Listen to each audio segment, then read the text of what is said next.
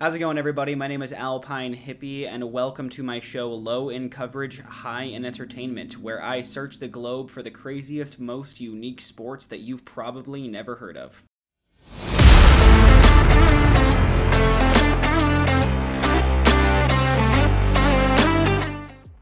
Now, without further ado, the second sport that we are going to be covering on this channel is FIERLJEPPEN. Now, FIERLJEPPEN originates from the West Frisian people in the Dutch province of Friesland. It's an incredibly old sport with a really cool background that I'm excited to share with you guys. Now, just getting into the tools of play and where it is played, FIERLJEPPEN is played at the bank of a body of water, usually a canal or in some cases a small pond. It is used with a long pole about 8 to 13 meters long called a pole stick, with a large disc at the bottom to keep it from sinking into the mud of the river or pond that they are playing on. The actual gameplay consists of sprinting toward the pole stick, which is leaning at the bank of the canal, jumping onto the pole stick, and then climbing up as high as you can while it is still in kind of a stable motion. The actual goal is to jump off of the pole stick as it is in its descent and try and land in a sand pit on the other side. The way that you win this competition is getting as far in that sandbank as you can on the other side. Obviously, whoever gets the farthest wins the competition. In most of the modern competitions, you get 3 attempts to, get as far as you can, but those rules vary depending on what region and what point in time the game was played. Now, no need to make you guys wait any longer. Let's watch these people do their thing. So to start, I want to give a good layout of the playing field. So you can see they're at this kind of man-made canal right here and working off of this platform, and then they get on the pole to start working their way up. And coming up here, you're going to see a bit more of the approach, and it's just so impressive. I mean, like, they just come sprinting at this thing as hard as they can, and then they just hop up and start working their way up like a fireman who forgot his key. What really blows me away is, like, how well they maneuver themselves off of the pole. Like, look, that has to be difficult. Like, in midair while you're falling. Like, look at how some of these guys move to make it happen for him. It's awesome. I wanted to come back and highlight this guy because they moved really fast past him, and I feel like he was a really good example of how some of these guys use strategy to get themselves toward the sand pit.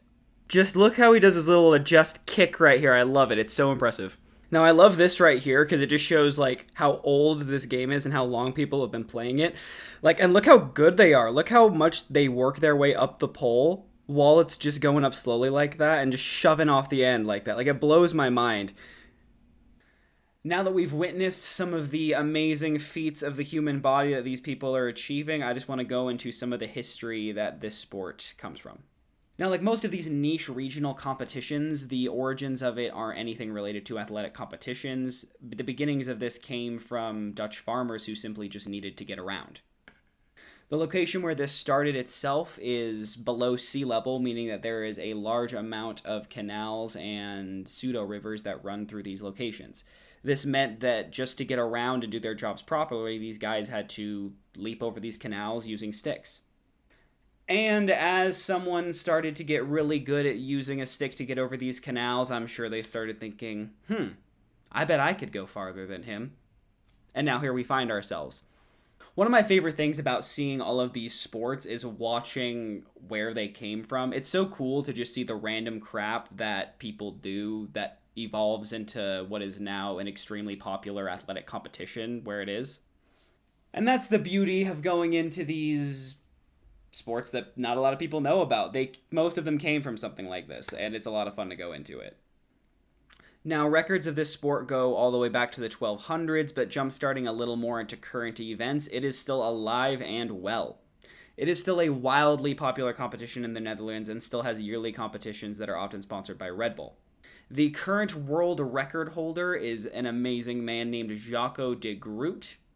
I actually am going to show in this next video his world record-breaking attempt, which he succeeded in.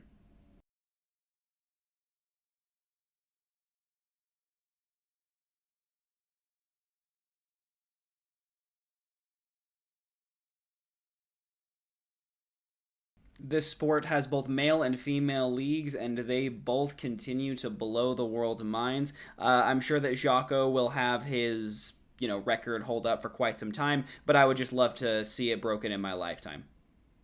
Now, finishing off FIERLJEPPEN. I think I want to give this one...